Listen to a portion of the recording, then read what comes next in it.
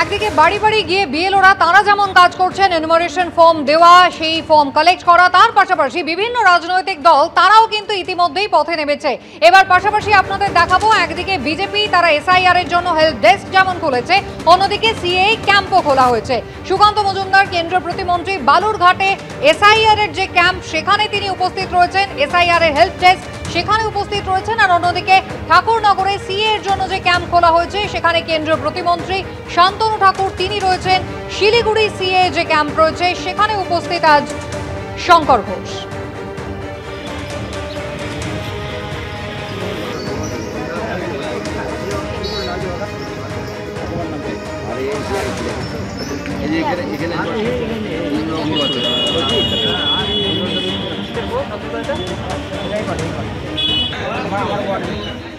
নিয়ে ভারতীয় জনতা পার্টি সাধারণ মানুষকে সহযোগিতা করার জন্য, ফর্ম ফিল আপের জন্য এরকম বিভিন্ন জায়গায় আমরা যে সহায়তা কেন্দ্র, এসআইআর সহায়তা কেন্দ্র তা আমরা শুরু করেছি।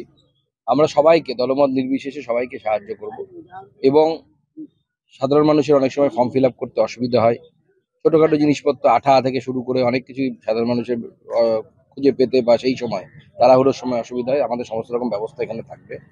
আমরা চাইছি যে এসআইআর যেন কিছু রাজনৈতিক দল যারা এসআইআর কে নিয়ে একটা ভয়ের বাতাবরণ তৈরি করার চেষ্টা করেছে, সেই ভয়ের বাতাবরণ যেন এসআইআর না থাকে। এটা গণতন্ত্রের উৎসব, ঠিক যেভাবে আমরা দুর্গাপুজোয় অংশগ্রহণ করি, মানুষ সেইভাবে এটাতেও অংশগ্রহণ করুক, আর এটাও আমাদের একটি গণতন্ত্রের একটি উৎসব। এখনো ফর্ম বিলি সম্পূর্ণ না হওয়ায় ক্ষোভের মুখে কিছু জেলা নির্বাচনী আধিকারিক। তুলনামূলকভাবে পিছিয়ে রয়েছে পশ্চিম বর্ধমান, দক্ষিণ 24 পরগনা। বিএলওদের ক্ষোভের কথাও বৈঠকে তুলে ধরেন জেলা নির্বাচনী আধিকারিকরা। বৈঠকে উঠেছে ইআরও, এইআরও, অতিরিক্ত বিএলওদের বিএলও অ্যাপ ব্যবহারে অনুমতি প্রসঙ্গ। বিষয়টি খতিয়ে দেখার আশ্বাস দিয়েছে নির্বাচন কমিশন।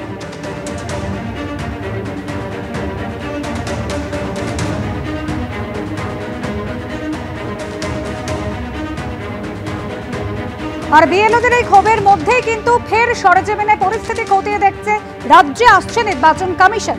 এসআইআর এর কাজ কোন পর্যায়ে? 18ই নভেম্বর ফের রাজ্যে আসছেন ডেপুটি নির্বাচন কমিশনার। ডেপুটি নির্বাচন কমিশনার জ্ঞানেশ ভারতীর সঙ্গে 4 সদস্যের টিম উত্তর এবং দক্ষিণ কলকাতা, দক্ষিণ 24 পরগনার আধিকারিকদের সঙ্গে কথা বলবেন তারা। বারবার প্রশিক্ষণের পরেও কেন সমস্যা হচ্ছে তাই জানতে চাইছে নির্বাচন কমিশন।